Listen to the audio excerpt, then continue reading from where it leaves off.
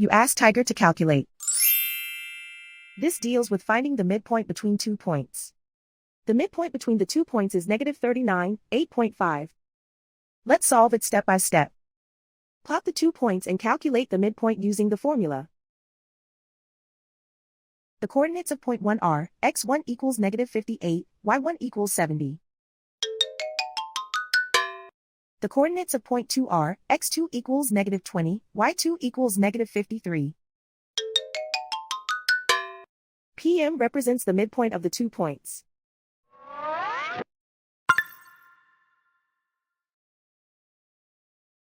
Use the x values in the midpoint formula to find the midpoints x. x1 equals -58.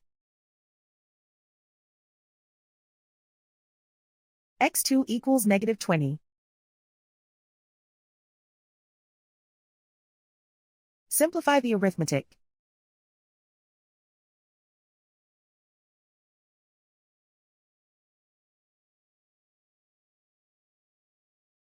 Use the y values in the midpoint formula to find the midpoints y.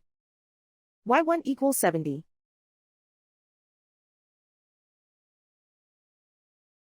y2 equals -53. Simplify the arithmetic.